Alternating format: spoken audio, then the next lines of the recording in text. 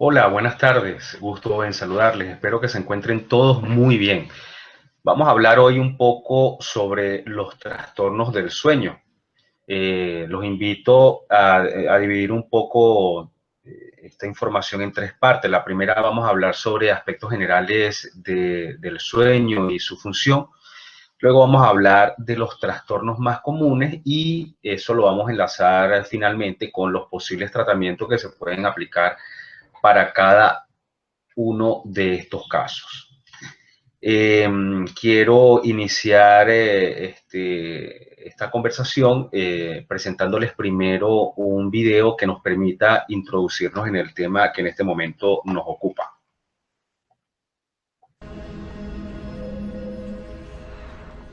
De todas las funciones del cerebro, la que realiza cuando estamos dormidos es la más misteriosa. Pasamos más de un tercio de nuestras vidas dormidos y sabemos que si no lo hacemos, nos sentimos fatal. Los sueños también forman parte del descanso.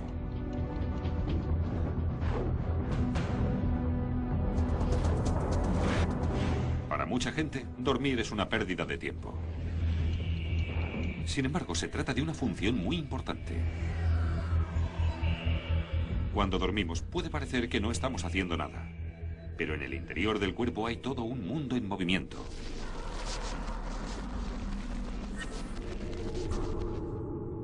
Cuando estamos dormidos, el cuerpo descansa. Los músculos se relajan. El corazón se ralentiza y la respiración es pausada y rítmica. Pero el cerebro se activa.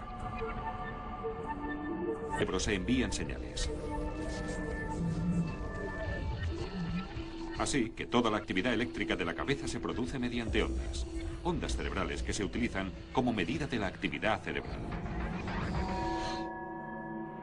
Lo impresionante es que hay más actividad cerebral cuando estamos dormidos que cuando estamos despiertos. El sueño es un estado de conciencia alterado. Siempre hemos pensado que en él predomina la inactividad. Sin embargo, ahora sabemos que se trata de un proceso de gran actividad mental y corporal. El sueño sigue un ciclo regular todas las noches, y las ondas cerebrales siguen patrones predecibles. Actúan según las etapas del sueño. La primera fase es transitoria. Es un poco como cambiar las marchas de un coche. La primera fase solo sirve para llegar a la segunda, pero hay que crear el momento adecuado para pasar a la siguiente etapa del sueño. La primera y la segunda fase son las más ligeras. Las ondas cerebrales son solo un poco más lentas que cuando estamos despiertos. Pero llega un punto que se repite varias veces a lo largo de una noche, durante el que se produce un cambio drástico. Es la denominada tercera fase. Cuando estamos en esa tercera fase del sueño, somos ajenos a cualquier sonido o movimiento que se produzca a nuestro alrededor.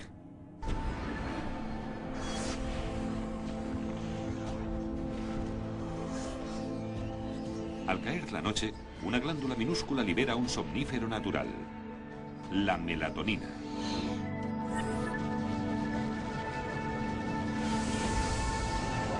La melatonina actúa sobre el sistema nervioso y nos produce somnolencia.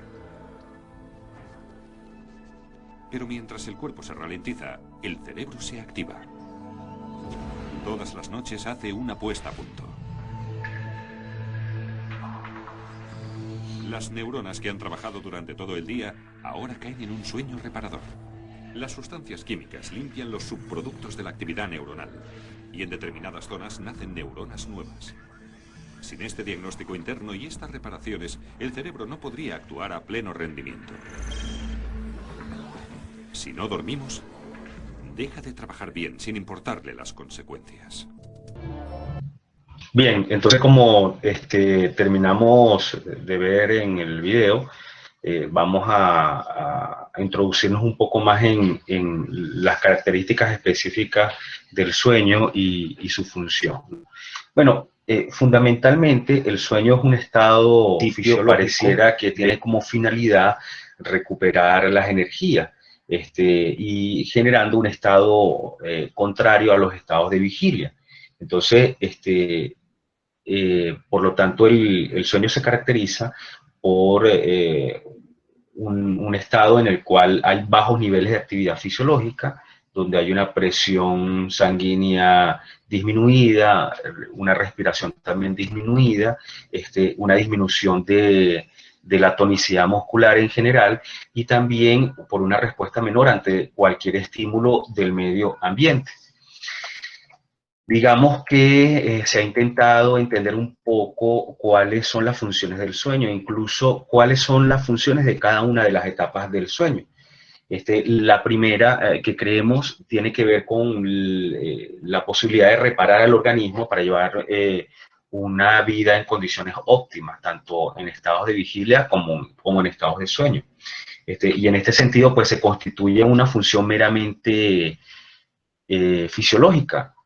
Sin embargo, también se habla de una función psicológica, y aparentemente las investigaciones dicen que el sueño REM, o una de las fases del sueño que se llama REM, contribuye a consolidar la memoria y a recuperar los recuerdos. Es decir, aparentemente permite que las asociaciones se generen con mayor fortaleza, las redes neuronales se fortalezcan, y por lo tanto se dé el aprendizaje.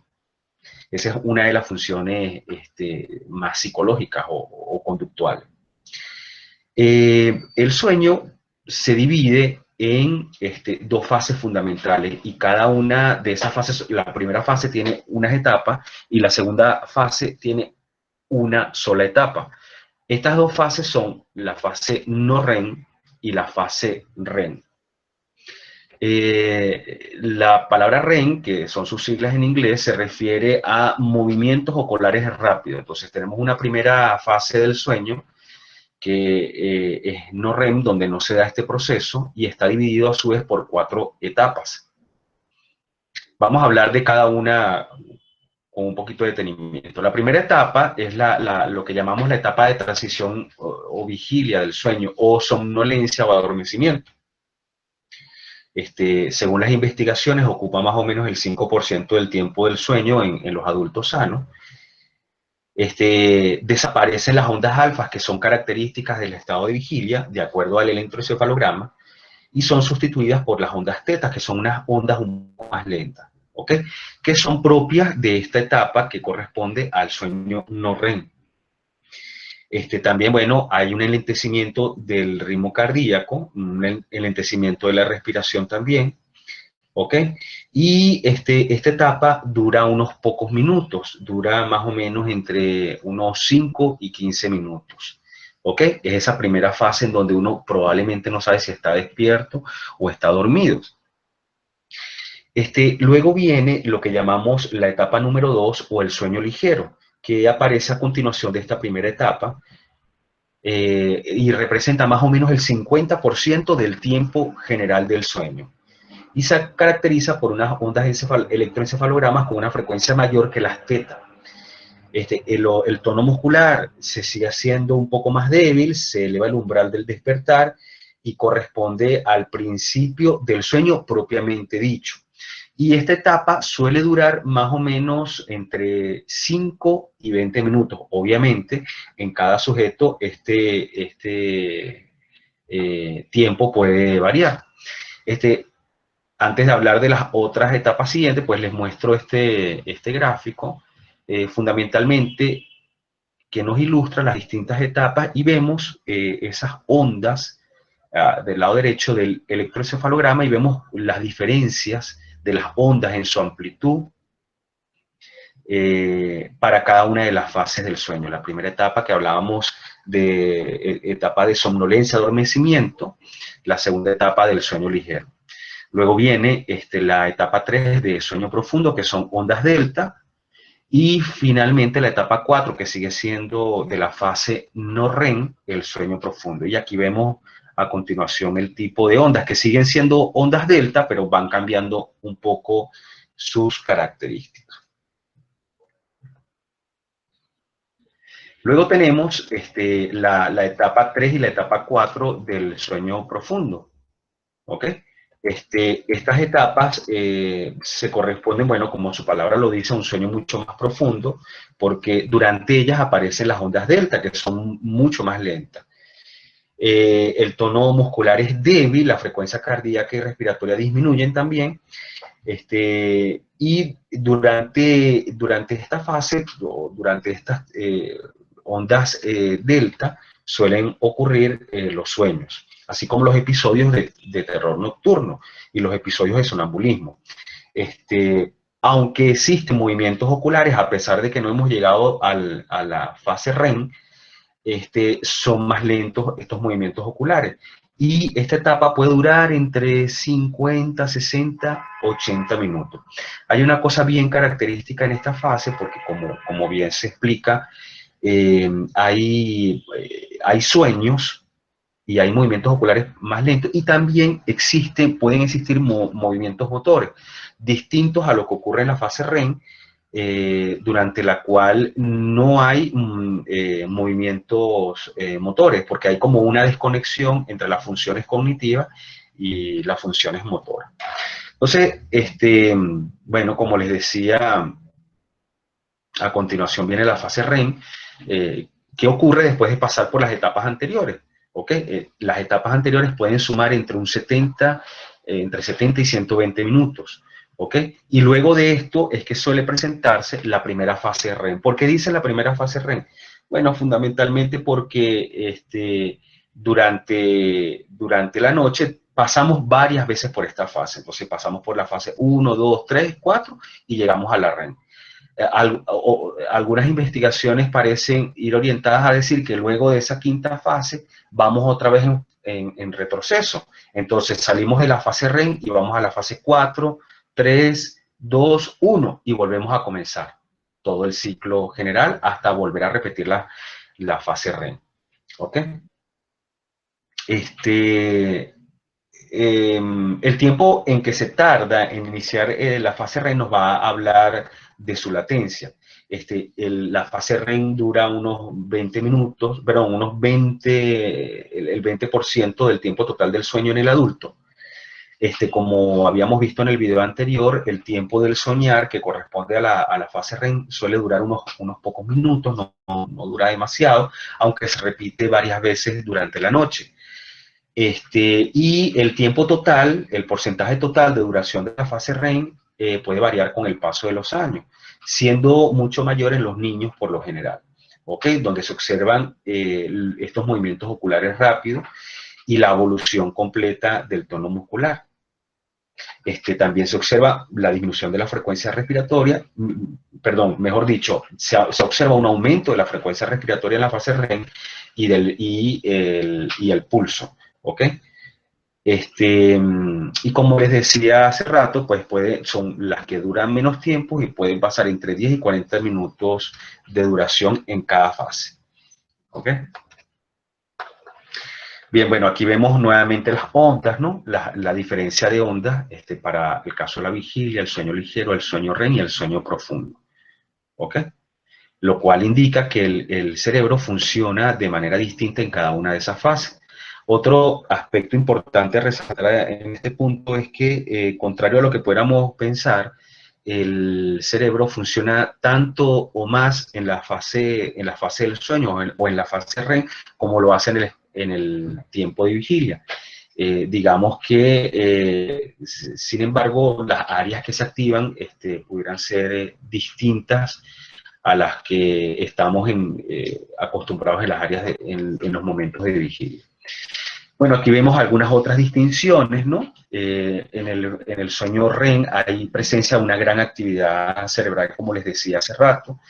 Hay algunas áreas del cerebro que por decirlo de alguna manera, se apagan para la fase REM,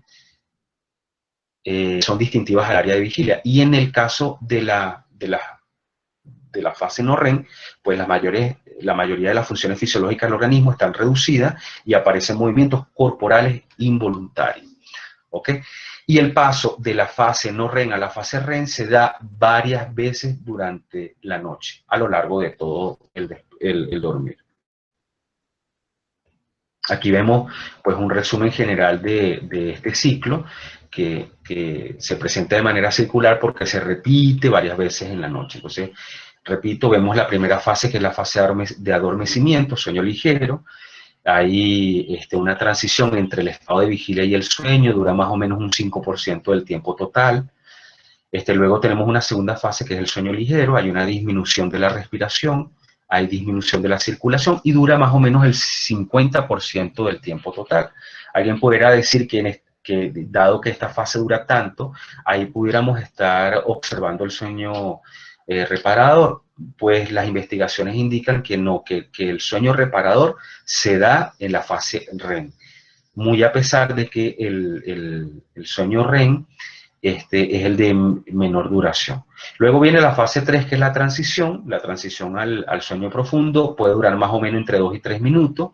Pasamos al sueño delta, que es el sueño lento, la respiración es lenta y dura más o menos el 20% total del tiempo, hasta que luego finalmente vamos a la fase del sueño REM, donde se activan otras áreas cerebrales, hay un alto funcionamiento cerebral y es donde soñamos. ¿Ok? Aquí vemos también algunas otras cosas curiosas. Por ejemplo, en la fase REM, si te despiertas durante esta etapa, podrías pensar que no estuviste durmiendo.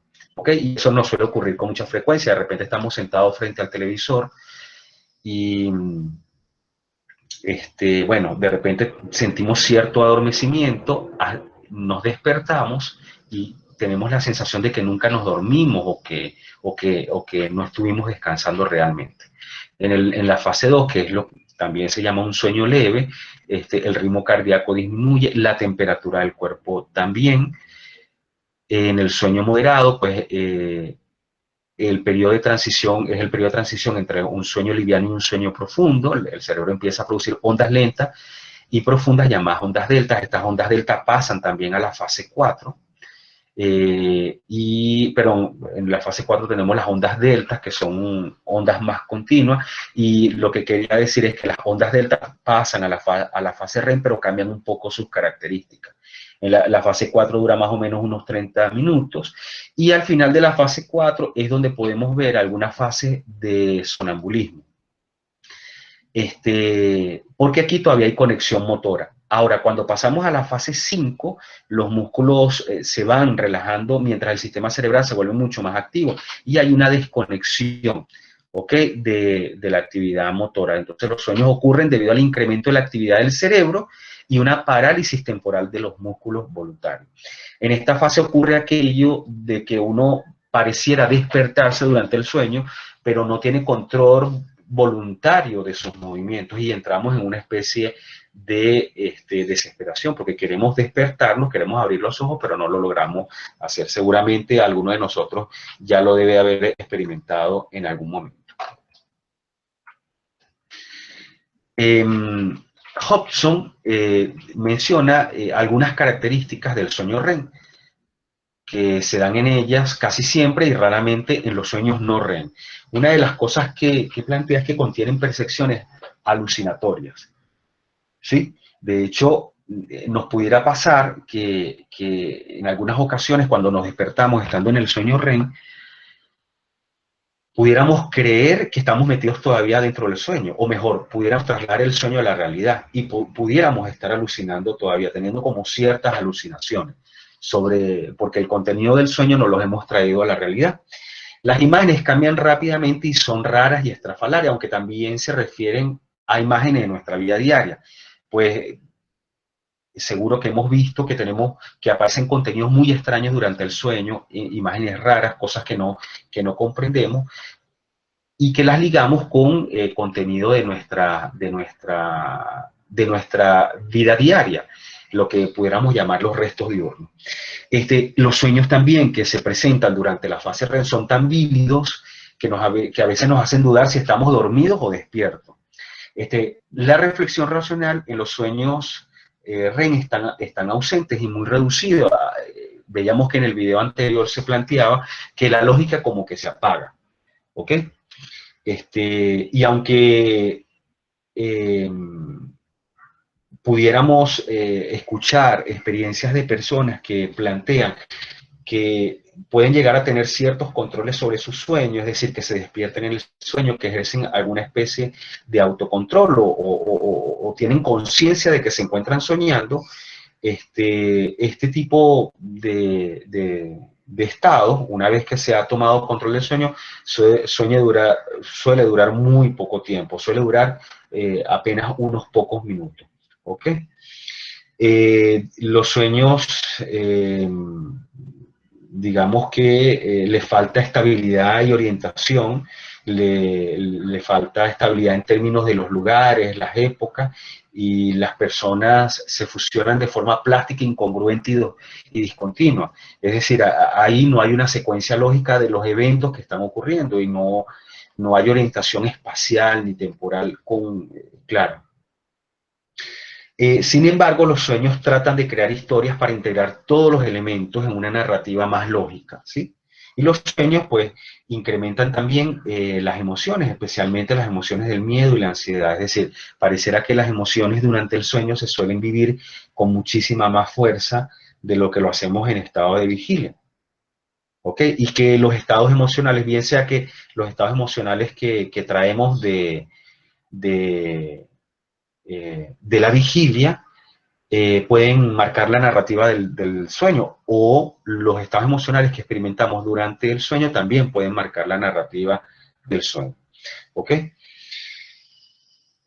Bueno, los sueños también muestran una incorporación incrementada de programas instintivos, especialmente los relacionados con luchar y huir, que pueden actuar también como organizadores de la cognición y del sueño, marcando la narrativa.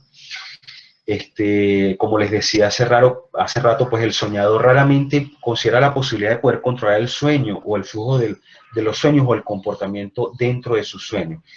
Y que en las pocas ocasiones que lo logra hacer, pues este sueño suele, donde la persona siente que lo controla o puede ver con claridad lo que está pasando, lo que suele ocurrir es que la persona haga en lucidez, en términos de que recuerda con claridad lo que está pasando, pero eso suele durar pocos segundos y suele perder el sueño o inmediatamente despertarse. ¿Ok? Bueno, esas son algunas características que menciona Hobson sobre el sueño REM. Entonces, antes de pasar con los trastornos del sueño, quiero mencionarles rápidamente algunos efectos negativos de la privación del sueño.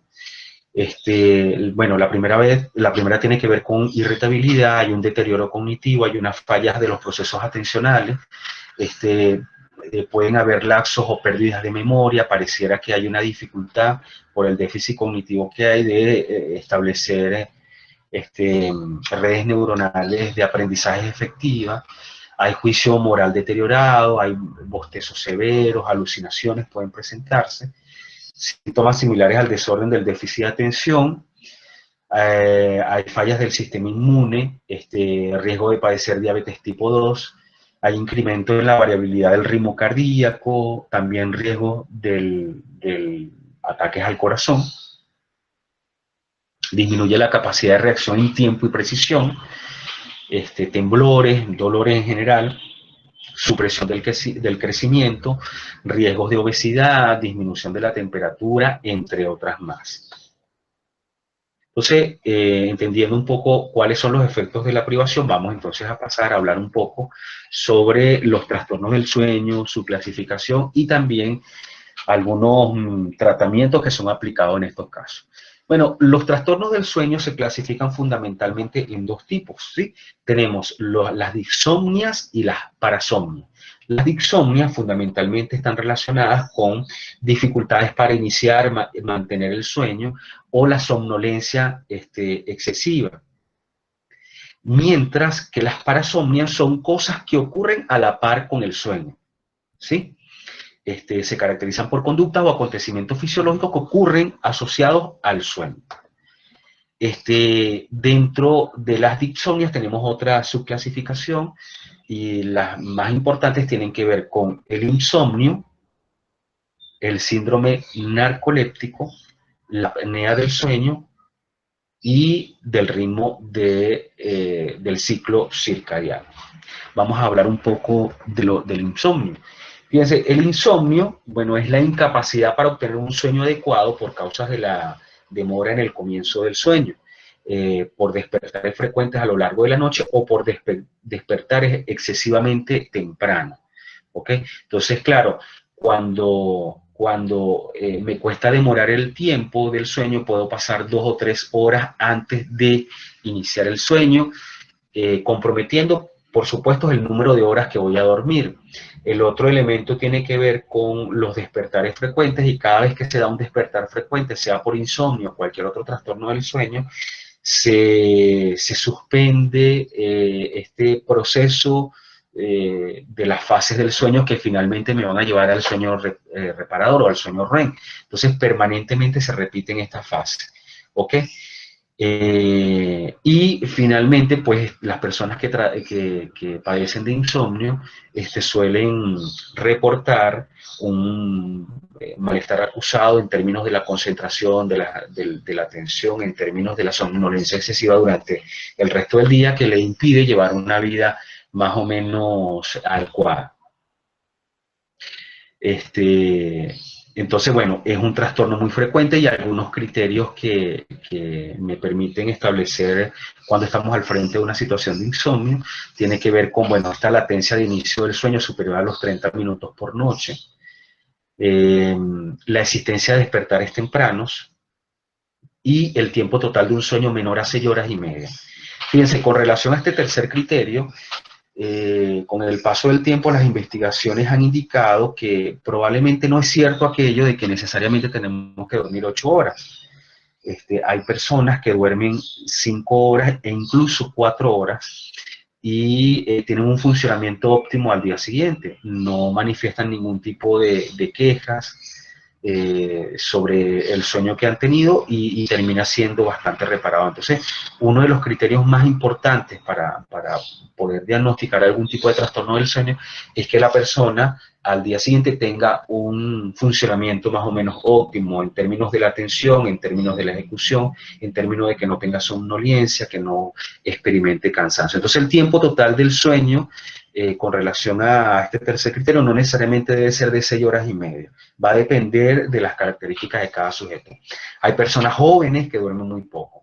Normalmente las personas jóvenes deben dormir entre 7 y 9 horas, o es lo que uno suele escuchar para decir que han tenido un sueño reparado, mientras que las personas adultos mayores, han disminuido el tiempo de descanso, y uno pudiera ver tranquilamente personas que pueden dormir unas 4 horas tranquilamente teniendo un funcionamiento óptimo. El insomnio también tiene otra clasificación. Una tiene que ver según su curso temporal, que puede ser transitorio o situacional, y luego según su origen o su etiología. Según su curso temporal puede ser transitorio, es decir, puede ser un insomnio que se está presentando, se puede presentar reactivamente a alguna situación y puede ser transitorio. ¿Ok? Puede haber algún tipo de preocupación en curso, algún tipo de problema que impida que el insomnio se dé de manera favorable, pero aunque el sueño se dé de manera favorable, y como su palabra lo dice, puede ser transitorio. Es decir, que al paso de cierto tiempo pues se vuelve a recuperar el sueño normal, o puede ser situacional, que está relacionado con algunos momentos en concreto. ¿Ok? Algunas condiciones del medio ambiente. Algunas personas no pueden conciliar el sueño en algunas circunstancias particulares. Y luego, pues tenemos según su etiología o su origen. Tenemos por un lado el primario, que tiene que ver en cierta medida con que la persona siempre haya sufrido insomnio o no lo haya sufrido. Y también tiene que ver si es consecuencia de un trastorno orgánico o no lo es. Y el secundario, que tiene que ver con la aparición del insomnio a partir de un proceso de vida, un proceso vital, a partir de algún momento. Y también que sea producto de algún trastorno de tipo orgánico que esté exacerbando esta situación. Hay varias perspectivas teóricas que nos indican cuáles pudieran ser las posibles hipótesis por las cuales las personas sufren de insomnio. Hay una primera hipótesis, que es la hipótesis de activación somática, y dice que, bueno, que las personas tenemos una activación fisiológica que nos lleva a una tensión muscular elevada, que es totalmente antagónica al sueño. Bien, que esta tensión puede ser acumulativa, que puede ser el producto del día a día y que la persona tiene una gran incapacidad para eliminar esa tensión. Y dada esta incapacidad, pues no puede conciliar el sueño. Digamos que las estrategias más empleadas para este tipo de problemas pues son la relajación progresiva, la relajación de tensión, relajación o la relajación pasiva. Podemos también utilizar el entrenamiento autógeno. ¿Ok? Si bien lo recuerdan, son estrategias en donde se le induce a las personas por medio de su gestión el desarrollo de ciertos estados corporales. Por ejemplo, yo le podría decir a las personas que imaginen que sus brazos están muy, muy pesados y luego irme paseando por los grupos musculares de su cuerpo o decir que la cabeza, la espalda y así sucesivamente hasta llegar a los pies y favorecer un estado de pesadez que permita la relajación. También pudiéramos utilizar la meditación trascendental, el biofeedback para el manejo de la atención y algunos procedimientos hipnóticos o de hipnosis que en general buscan fundamentalmente que la persona desarrolle estados de relajación profunda en su organismo que se parecen mucho más a los estados del sueño.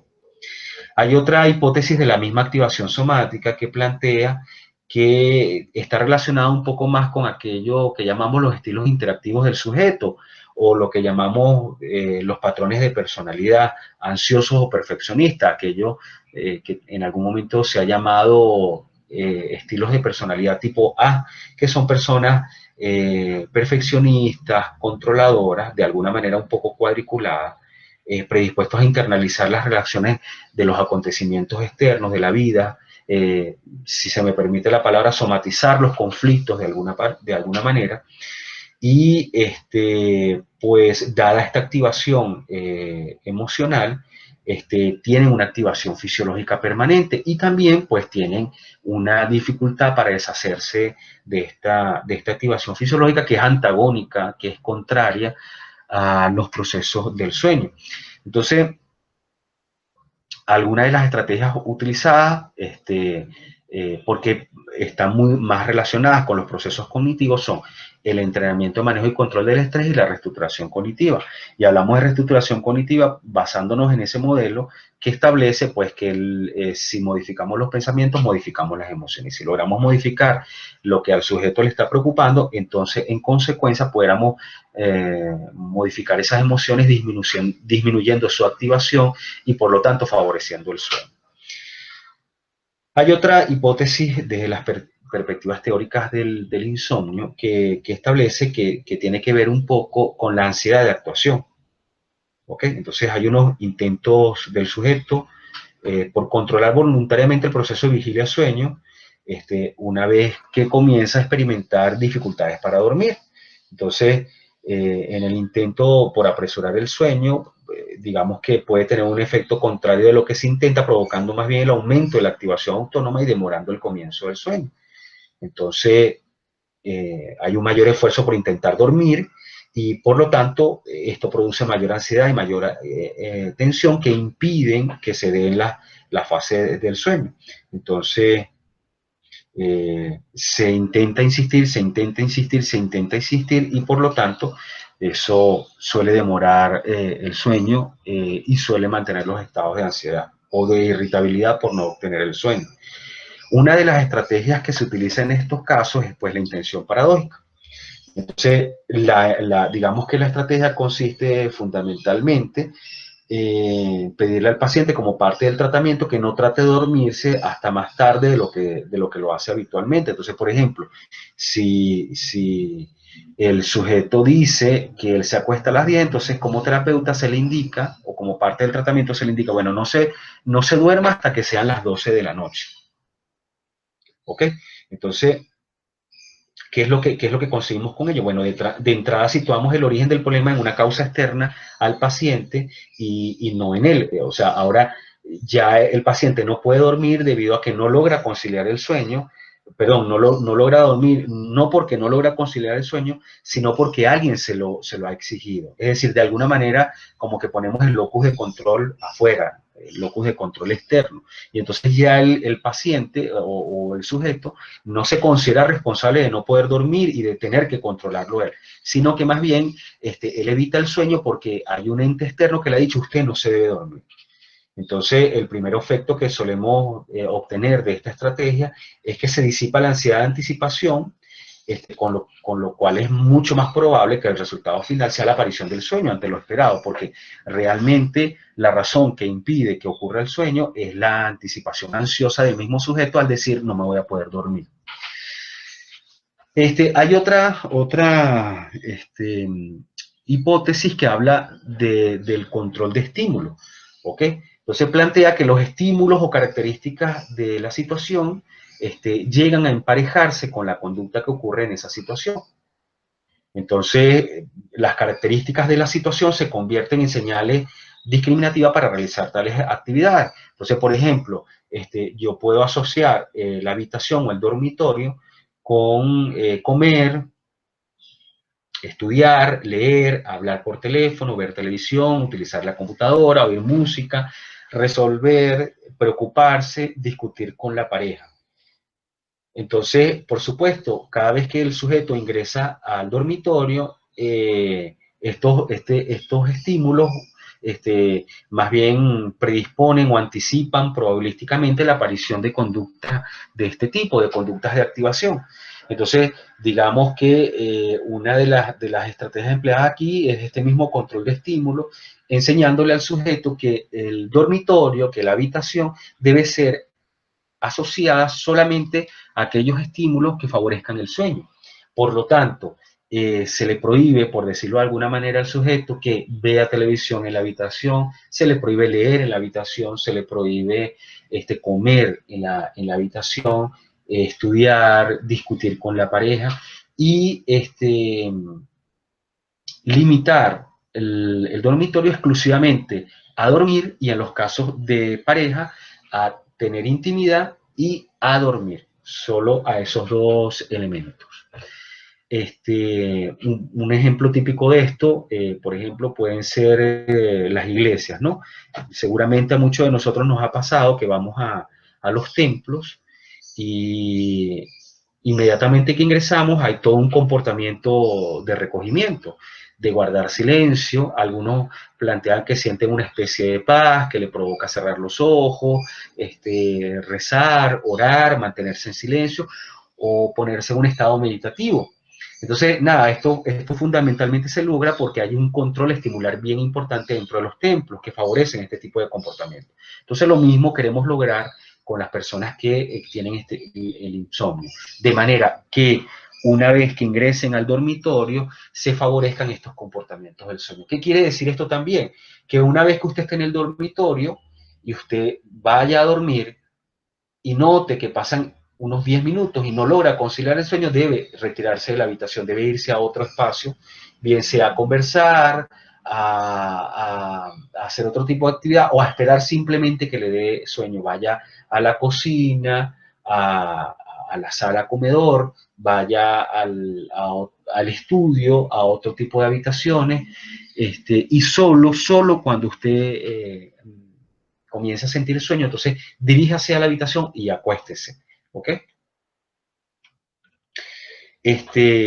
Hay otra hipótesis que se llama la activación cognitiva, en donde se postula que los individuos pueden ser incapaces de controlar sus cogniciones por la noche.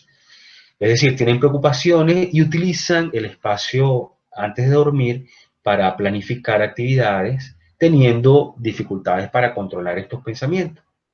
Entonces, desde el punto de vista del modelo cognitivo, se plantea que obviamente si usted tiene algún tipo de pensamiento ansioso o algún tipo de preocupación, va a tener una activación fisiológica que no le va a permitir, de alguna manera, favorecer el sueño.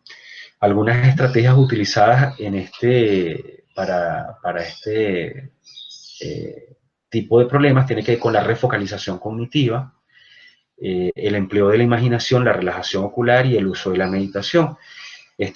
Cuando hablamos, por ejemplo, de refocalización cognitiva, nos referimos un poco a que el sujeto puede tomar la decisión activa de decir, bueno, en este momento no voy a pensar más sobre ese tema, mañana cuando me levante a las 7, 8 de la mañana voy a pensar en ese tema. Este es el momento para dormir. Otro tiene que ver esta misma refocalización cognitiva con cambiar el foco atencional que tengo en ese momento. Entonces, pensar en otra cosa que no me genere estas respuestas emocionales, que sea competitivo, que sea antagónico y que favorezca los estados de relajación. Y por eso hablamos del empleo de la imaginación. El sujeto pudiera tratar de focalizarse en una situación que a él le genera mucha tranquilidad y mucha paz, que para cada uno puede ser una cosa distinta. Algunos podrán imaginarse al frente del mar, algunos pueden imaginarse en la playa, en la montaña o en algún lugar específico que le genere muchísima tranquilidad. También se utiliza la relajación ocular. Algunos, por ejemplo, abren y cierran los ojos rápidamente durante unos cuantos minutos para facilitar la relajación ocular por el efecto del cansancio. También algunos se colocan las manos en los ojos para cerrarlos, para eliminar la entrada de luz y también favorecer la aparición de la melatonina. Y también se puede utilizar el uso de la meditación. Lo más importante en todo esto, porque estamos hablando de una activación cognitiva, es realizar algún tipo de actividad que favorezca la relajación, pero que también implique, de alguna manera, cambiar el foco atencional, porque tiene que ver más con nuestros pensamientos. Algunas otras posibles causas del insomnio tienen que ver con, por ejemplo, la ingesta crónica de depresores o estimulantes del sistema nervioso central y una variedad de drogas que interfieren con el sueño, empeorando el trastorno original. En este sentido, pues, les puedo comentar que algunas personas pueden utilizar el uso del alcohol para favorecer el sueño, pero que este alcohol utilizado en altas dosis, por ejemplo, aunque pudiera tener la sensación de que favorecen el inicio del sueño, interfieren en el desarrollo de las fases del sueño. ¿Ok? Entonces, obviamente, esta fase 2, 3, 4 y la fase REM no se desarrollan adecuadamente. Algunos especialistas también plantean que el uso de los hipnóticos, el uso de estos medicamentos que suelen favorecer el inicio del sueño, que en efecto lo logran, pero suelen tener algún efecto aversivo, desagradable o contrario, y es que pareciera que no favorecen el desarrollo de las fases del sueño. Por ejemplo, se dice que estos psicotrópicos, por ejemplo, el Alpran, el Ribotril, pudieran de alguna manera evitar que apareciera la fase REM del sueño. Aunque la persona duerme, no suele desarrollar un sueño reparador, o al menos con el paso del tiempo no suele obtener un sueño reparador. La recomendación en estos casos siempre es porque hay personas que lo requieren. Hay personas que tienen una alteración del sueño que no les permite dormir, y probablemente lo indicado en estos casos es utilizar algún tipo de medicamento que lo favorezca, un poco para regularizarlo. Sin embargo, la recomendación siempre es que se haga bajo supervisión. Que se haga supervisión tanto en la instauración del medicamento, el mantenimiento y luego la eliminación del medicamento, porque debe hacerse con ciertos parámetros para evitar ciertos efectos aversivos, desagradables, como por ejemplo el trastorno, la abstinencia, por ejemplo. La abstinencia que suele ocurrir cuando se suelen utilizar este tipo de medicamentos. Obviamente, la terapia farmacológica sola no suele ser la solución a este tipo de problemas. Se debe incorporar otro tipo de tratamiento terapéutico, tratamiento psicológico, que incluya tanto higiene del sueño, control de estímulos, estrategias de manejo y control del estrés, reestructuración cognitiva, planificación del tiempo, solución de problemas, etcétera, etcétera, que permitan favorecer la aparición de un sueño sin necesidad de utilizar fármacos. Pero repito, hay muchos casos que en principio requieren que sean utilizados. Otras posibles causas tienen que ver con la hipoventilación alveolar, que es la insuficiente renovación del aire alveolar en relación con las demandas metabólicas del organismo. Es decir, hay poco oxígeno en el torrente sanguíneo y eso puede generar que hayan ciertos despertares durante la noche que interrumpen las fases del sueño. Lo otro tiene que ver con hábitos de sueños irregulares, que tienen que ver, por ejemplo, puede pasar con personas que trabajan por horarios rotativos o que duermen muy tarde en la noche, suelen suelen levantarse muy tarde en la mañana o hacen siestas en la tarde o por sus características, simplemente por las características de su vida cotidiana, no pueden tener un sueño regular. Por ejemplo, aquí entran los casos de las personas que trabajan en áreas de seguridad o, por ejemplo, las madres que tienen niños muy pequeños que se despiertan varias veces durante la noche, interrumpiendo las fases del sueño. ¿Ok? El otro elemento tiene que ver con la apnea del sueño, que tiene que ver con la suspensión del ingreso o la suspensión o la detención de la respiración durante el sueño. Lo vamos a hablar un poco más adelante. El síndrome de piernas inquietas, algunos trastornos vasculares puedan afectar eh, el sueño, las parsomnias, que también la vamos a conversar un poco más adelante, los efectos tóxicos de los metales y drogas, la estimulación ambiental nociva, el ruido, la temperatura, la humedad que hay en el ambiente donde se duerme.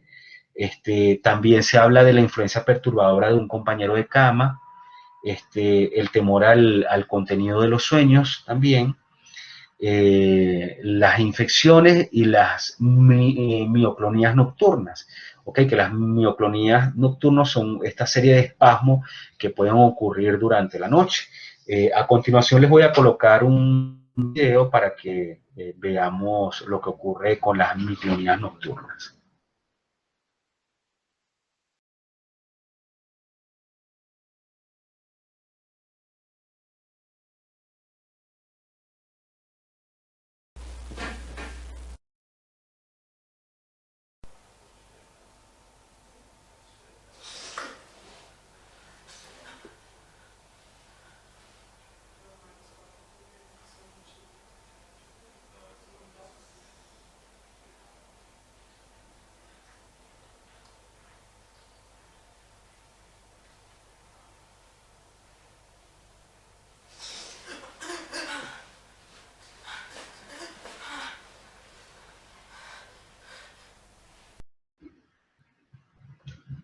Bien, entonces vamos a hablar ahora del síndrome narcoléptico, ¿no?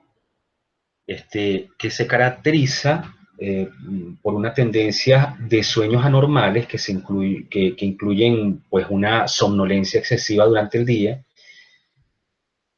y a menudo un sueño nocturno perturbado junto con manifestaciones patológicas del sueño REM. ¿Ok? Entonces, en estos casos vemos que la persona durante el día suele tener ataques repentinos del sueño. También podrán tener cataplexias, que son episodios cortos de repentina pérdida bilateral del tono muscular, por lo general asociado a emociones internas, y eso lo que hace es que la persona pues, se desmaye, se caiga, se desvanezca. También hay parálisis del sueño y lo que llamamos alucinaciones hipnagógicas, que son, por ejemplo, alucinaciones auditivas, visuales o táctiles que se producen un poco antes del inicio del sueño. Vamos a ver a continuación un pequeño video que nos muestra lo que suele ocurrir cuando aparece el síndrome narcoléptico.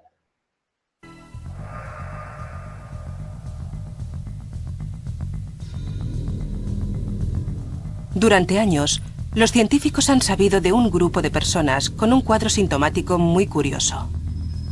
Constantemente se quedan dormidos, aparentemente sin razón alguna.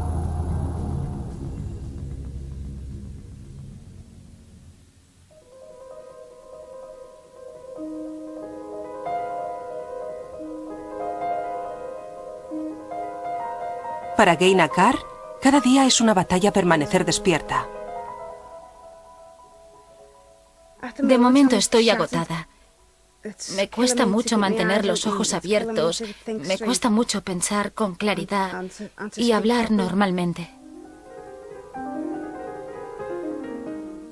Me parece que solo digo frases incoherentes porque no puedo pensar con claridad.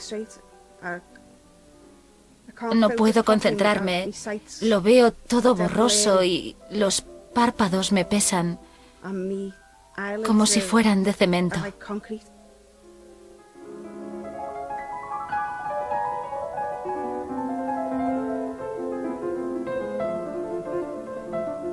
Geina tuvo los primeros síntomas de esta enfermedad siendo una niña, en Liverpool.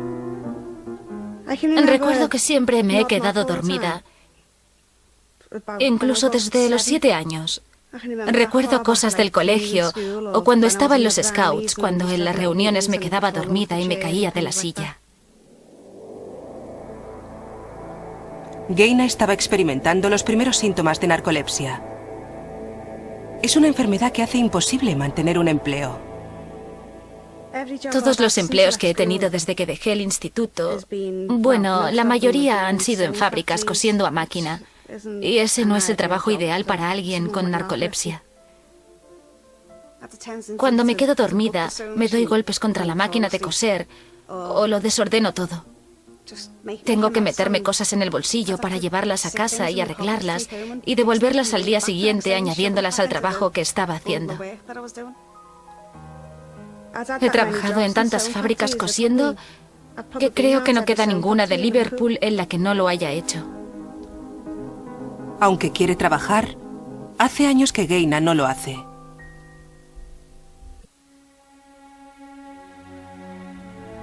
El mayor problema de los enfermos de narcolepsia es que tienen que vivir con estos síntomas día tras día.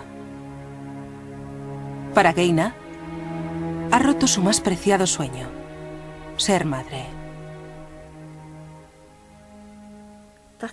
Ese es uno de los temas en los que yo misma me engaño.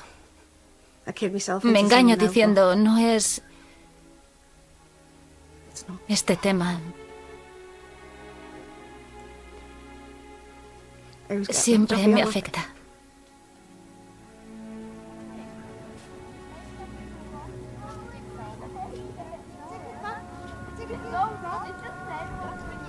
He tenido ideas suicidas y he pensado en ello varias veces, pero no soy tan valiente.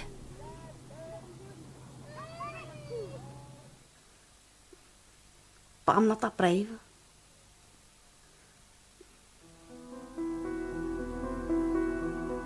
Lo que aún empeora más las cosas para los enfermos de narcolepsia es que incluso las personas más cercanas a ellos no creen que les ocurra nada.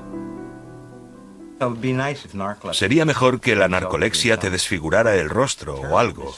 Así la gente se daría cuenta. Lo sabría. Te quedas dormida y la gente dice que eres una vaga, una holgazana. Te has ido demasiado tarde a la cama, te has pasado la noche en vela o estás tomando algo. Si tuviera temblores o algo...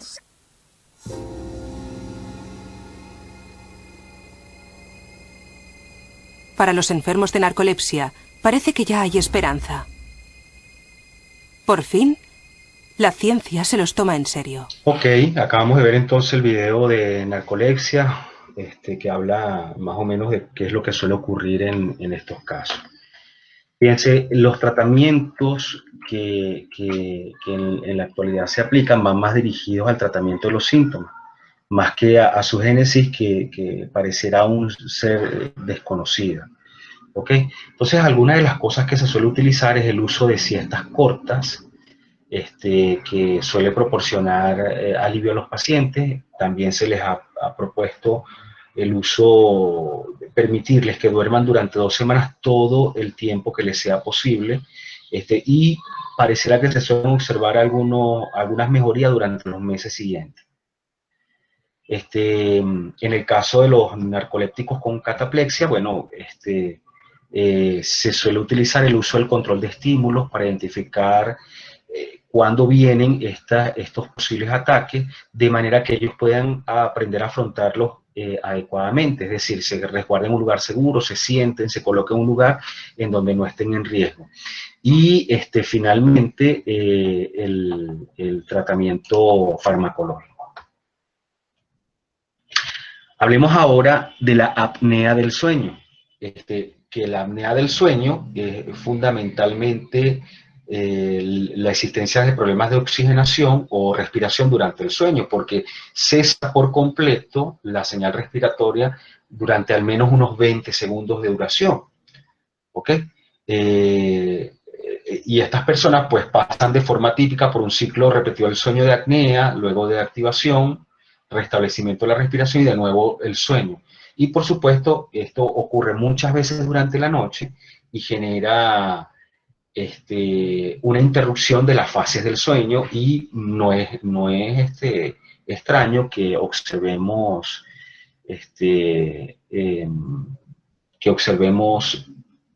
que las personas reportan una vigilia muy pesada, con dificultades para prestar atención y con sueño. ¿Ok? En estos casos, en los casos de la apnea del sueño, tiene que ver con algunos elementos, como por ejemplo la úvula, que es esa parte de nuestra boca que nosotros solemos llamarle la campanilla, ¿sí? Que le decimos criollamente la campanilla, pues esa es la úvula. A veces suele interferir en el paso del aire. También las amígdalas que están regrandecidas o adenoides grandes pueden influir en el desarrollo normal de la respiración. Entonces, bueno, se plantean varios tratamientos para este tipo de trastorno. Hay uno que es el farmacológico para el caso de las apneas central y mixta. También tenemos tratamientos quirúrgicos, ¿ok?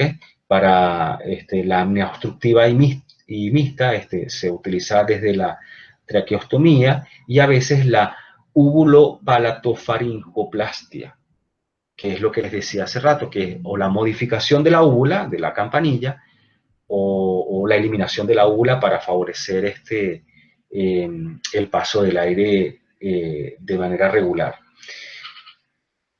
Desde el punto de vista de las recomendaciones o del tratamiento conductual, pues se intenta reducir, por ejemplo, los factores de riesgo asociados con el consumo de alcohol, del tabaquismo, la reducción del peso. Las personas que son obesas suelen tener dificultades, hay más facilidad, por decirlo de alguna manera, para que haya una obstrucción del aire. Cambios en la postura del cuerpo al momento de dormir, en vez de dormir en posición supina, es decir, boca arriba, hacerlo de manera lateral, porque eso favorece que las vías respiratorias se mantengan en una disposición para que transite el aire. También hay unos dispositivos mecánicos, como los que aparecen aquí en la parte inferior izquierda, ¿sí? Que se utilizan en muchos casos para retener la lengua, de manera que impedir que la lengua se desplace hacia atrás cuando se está inspirando, manteniendo las vías abiertas, ¿ok? Y también, bueno, hay algunos tratamientos de tipo farmacológico. Apneas del sueño. ¿Cuáles son los tratamientos para la apnea del sueño? En los casos leves de apnea obstructiva del sueño, la terapia conservadora puede ser lo que se necesita. Las personas con sobrepeso pueden beneficiarse de la pérdida de peso. Incluso una pérdida de peso del 10% puede reducir el número de eventos de apnea en la mayoría de los pacientes. Los individuos con apnea deben evitar el uso de alcohol y pastillas para dormir, que hacen que las vías respiratorias se hundan más probablemente durante el sueño y se prolonguen los periodos de apnea. En algunos pacientes con apnea del sueño leve, las pausas respiratorias solo se producen cuando duermen boca arriba. En tales casos, el uso de almohadas y otros dispositivos que ayudan a dormir en una posición lateral pueden ser útiles. Las personas con problemas de sinusitis o congestión nasal Deben utilizar aerosolos nasales y tiras de respiración para reducir los ronquidos y mejorar el flujo de aire para respirar más confortablemente durante la noche. Evitar la falta de sueño es importante para todos los pacientes con trastornos del sueño. La terapia mecánica de presión positiva continua de las vías respiratorias es el tratamiento inicial preferido para la mayoría de las personas con apnea obstructiva del sueño. Con la CPAP, los pacientes utilizan una máscara sobre la nariz o la boca. Un soplador de aire empuja el aire a través de la nariz o de la boca. La presión de aire se ajusta de modo justo y suficiente para evitar que los tejidos de las vías respiratorias superiores colapsen durante el sueño. La presión es constante y continua. La CPAP impide el cierre de las vías respiratorias mientras esta está en uso. Pero los periodos de apnea pueden volver cuando se deja de utilizar la CPAP o se utiliza incorrectamente. Existen otros estilos y tipos de dispositivos de presión positiva de aire disponibles para las personas que tienen dificultad para tolerar la CPAP. Los dispositivos de avance mandibular para los pacientes con apnea del sueño leve, aparatos dentales o dispositivos de avance mandibular orales que impiden que la lengua obstruya la garganta y avance la mandíbula inferior hacia adelante también se pueden utilizar. Estos dispositivos ayudan a mantener abiertas las vías respiratorias durante el sueño. Un especialista del sueño y otro en las prótesis deben determinar conjuntamente si este es el tratamiento mejor para tu caso. Los procedimientos quirúrgicos pueden ayudar a las personas con apnea del sueño y otras personas que roncan pero no tienen apnea del sueño. Hay muchos tipos de procedimientos quirúrgicos, en algunos de los cuales se lleva a cabo como procedimientos ambulatorios. La cirugía se reserva para las personas con obstrucción del flujo de aire excesivo por tejidos o malformaciones a través de la nariz o de la garganta, como una desviación del tabique nasal, amígdalas marcadamente agrandadas o mandíbula pequeña con una mordida que causa que la garganta sea anormalmente estrecha. Estos procedimientos se realizan, por lo general, después de que la apnea del sueño no haya podido responder a las medidas conservadoras, ni a la CPAP. Los tipos de cirugía incluyen somnoplastia, un procedimiento mínimamente invasivo que utiliza energía de radiofrecuencia para reducir el tejido blando en la vía aérea superior. Amigdalectomía, un procedimiento que elimina el tejido amigdalino en la parte posterior de la garganta, que es una causa frecuente de obstrucción entre los niños con apnea del sueño. Uvulopalato-faringoplastia, un procedimiento que elimina el tejido blando en la parte posterior de la garganta y el paladar. El aumento de la anchura de la vía aérea abre la garganta. Cirugía mandibular y maxilar, una corrección quirúrgica de ciertas anormalidades faciales u obstrucciones de la garganta que contribuyen a la apnea del sueño. Este es un procedimiento invasivo que se reserva para los pacientes con apnea del sueño severa o con alteraciones de cabeza y cara. Cirugía nasal, corrección de las obstrucciones nasales, tales como un tabique desviado.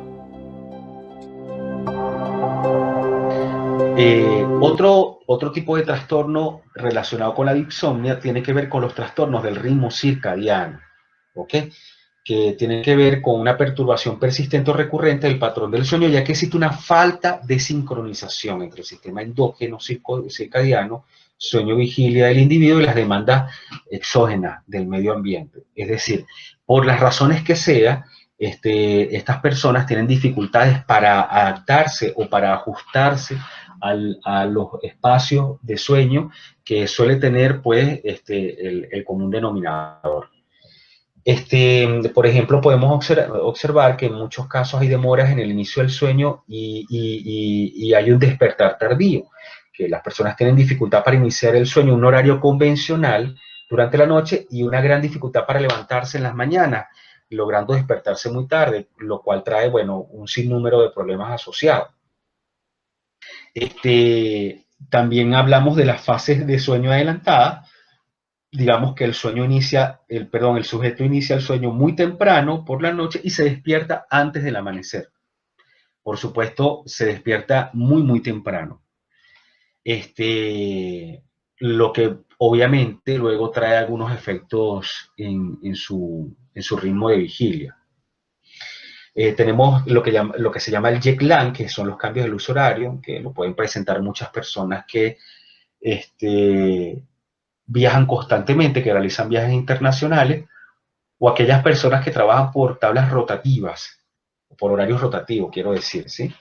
Entonces, tienen dificultades para iniciar, mantener el sueño con somnolencia diurna y disminución de la alerta subjetivo, luego de un cambio brusco de uso horario, que suele ocurrir con muchísima frecuencia. También, bueno, lo que les decía hace rato, el cambio de los turnos de trabajo, ¿ok?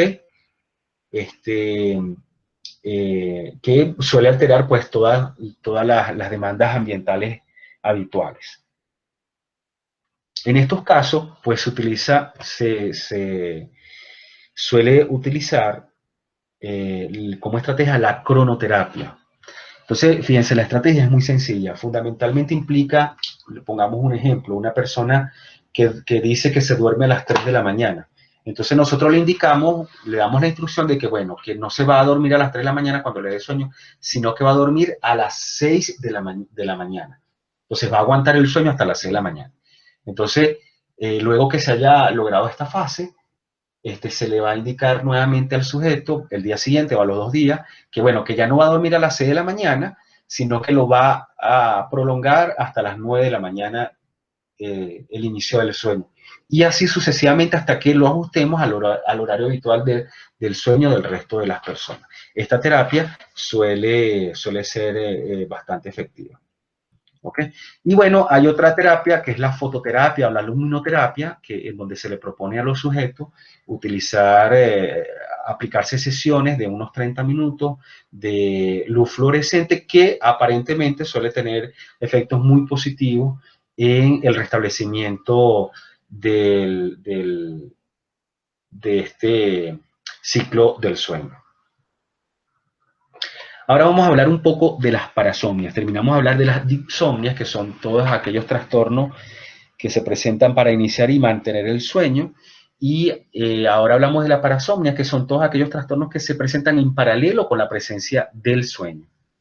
¿Ok? Vamos a comenzar con los terrores nocturnos, que son episodios caracterizados fundamentalmente por llanto brusco e inesperado, acompañado de una expresión de miedo en la cara y sudor frío. Normalmente cuando el sujeto se despierta se encuentra muy desorientado y confuso y suele presentarse con más frecuencia en los niños. En estos casos, el tratamiento que suele utilizarse es, bueno, establecer patrones regulares antes de acostarse y levantarse que incluyen la higiene del sueño. ¿Sí? Por ejemplo, dentro de las recomendaciones de higiene del sueño se establecen que la persona coma a horarios regulares, que coma, por ejemplo, 3 horas antes de ir a dormir, que no tenga elementos perturbadores dentro de la habitación, que tenga una buena climatización, que no le perturbe la iluminación, que no hayan problemas asociados al ruido. La persona puede darse un baño de agua tibia que favorece la vasodilatación muscular y también a su vez la relajación y la disposición para el sueño. Y utilizar todo este tipo de estrategias que favorecen la rutina. Y en el caso, por ejemplo, de los niños, dormir a 1 hora, utilizar algún tipo de siesta en caso de ser necesario. También se utiliza el entrenamiento autógeno, como ya decíamos, que es el entrenamiento autógeno o la relajación, alguna actividad que permita favorecer la relajación muscular. Y también en los adultos, pues cuando esto ocurre con mucha frecuencia, suelen utilizarse tratamientos farmacológicos, que son los hipnóticos, algún tipo de psicotrópico que favorezca el inicio del sueño. Luego tenemos también las pesadillas nocturnas. Bueno, con relación a los terrores nocturnos, otra recomendación es, por ejemplo, en el caso de los niños, sentarse junto al niño, quizás abrazarlo y esperar que se le pase la crisis, digamos que no ponerse muy nervioso y decirle que se encuentra en un lugar seguro, que todo ya pasó, que todo se tranquilizó, con calma, con serenidad, hasta que él recupere su tranquilidad. ¿Ok? En el caso de las pesadillas, bueno, son episodios caracterizados por sueños intensos y angustiosos que normalmente despiertan al individuo durante la fase REM, ¿no? Que es donde tenemos la mayor capacidad para soñar y son más comunes que los terrores nocturnos. ¿Ok? Entonces, algunos consideran que estas pesadillas están muy asociadas con los restos diurnos, es decir, con las cosas que estamos viviendo o que hemos estado viviendo. Por ejemplo, podemos observarlo en personas que han transitado por un periodo de estrés agudo, ¿ok? Que suelen reproducir en el sueño ese estrés que tienen, o personas que estén viviendo de estrés postraumático. Entonces suelen como que reproducir esta angustia, esta ansiedad durante las fases del sueño. Entonces, algunos tratamientos que se suelen utilizar es la desensibilización sistemática para enfrentarse en vigilia a los contenidos de los sueños, es decir, bajo terapia se trae nuevamente el contenido del sueño y se aplica desensibilización sistemática para que el sujeto pierda el temor hacia esos eventos o el contenido de esos sueños. También se pueden utilizar los ensayos de conducta encubierto, en donde también se trae a colación el contenido del sueño y se le pide, se utiliza al sujeto como actor principal dentro de esas situaciones y se busca que esas historias, esos episodios tengan un final positivo a partir de un comportamiento que el sujeto ejecutó, ¿ok? Imaginariamente. Lo que algunos dirían le permitiría un poco cerrar la gestal o terminar de entender que tiene estrategias funcionales para enfrentarse a esa situación desagradable. Y lo otro, pues, pudiera ser útil, pues, las estrategias de relajación. Otra parasomnia que también suele ser muy común es el sonambulismo, ¿ok? Que se caracteriza por ser episodios repetidos de actividad motora compleja que aparecen normalmente durante el sueño no REM. ¿Por qué? Porque durante el sueño REM, como habíamos dicho antes, normalmente hay una disminución importante de la activación motora. Entonces, cuando estas personas están en pleno sonambulismo, lo hacen en fase no REM, ¿ok? Probablemente en la fase 4. En los niños, pues, digamos que es considerado hasta cierto punto normal y suelen desaparecer, pues, alrededor de los 15 años. Puede también estar asociado a historias de familiares de sonambulismo, es decir, a otros familiares han sufrido de este tipo de trastorno, ¿ok? Y de alguna manera, pues, se han heredado, ¿ok? Tiene que ver con estas historias familiares, terrores nocturnos o también anorexia. También el sonambulismo puede estar asociado al estrés y a tensiones emocionales que aumentan la frecuencia del sonambulismo en los niños. Y en los adultos está asociado en muchos casos más a psicopatología y a un estrés excesivo. También el alcohol favorece la aparición y la probabilidad de aparición del sonambulismo justamente cuando se encuentra en la fase delta. Algunos tratamientos que son útiles o que han sido utilizados para el sonambulismo tienen que ver con, bueno, primero la higiene del sueño. Es importante establecer una higiene del sueño, tomar precauciones para que la persona no se lastime cuando está al frente de estos episodios. Estas precauciones implican, por ejemplo, que evitar que la persona duerma en litera o en lugares elevados de manera que no se caiga, eliminar objetos peligrosos del entorno o de la habitación del dormitorio donde la persona pernota, cerrar las puertas, asegurar las ventanas de manera que la persona no vaya a cometer un acto indebido. También se han utilizado el uso de cuerdas que se atan a través de la cintura junto a una de las patas de las camas o a un elemento bien firme del dormitorio. Esto es importante hacerlo porque hemos escuchado de eventos en los cuales la persona bajo el sonambulismo toma las llaves del vehículo, sale de la casa, enciende el vehículo, inicia movimiento y ha terminado siendo víctima de un accidente automovilístico. Entonces, de momento el tratamiento va dirigido sobre todo a los síntomas que presenta el trastorno. Luego tenemos el somniloquio, ¿okay? Que es un trastorno caracterizado por la emisión de palabras durante el sueño sin que el sujeto se dé cuenta de ello. Y un tratamiento que ha resultado ser efectivo tiene que ver con la aplicación de sonidos aversivos contingentes a la vocalización de los pacientes. Es decir, hacer un ejercicio de condicionamiento que de alguna manera permita la disminución de la aparición de este tipo de trastornos. Bueno, hemos culminado. Espero que la información les haya sido lo suficientemente útil y que la hayan disfrutado y tener una perspectiva general de los trastornos del sueño y su posible tratamiento. Me despido y nos vemos en la próxima oportunidad.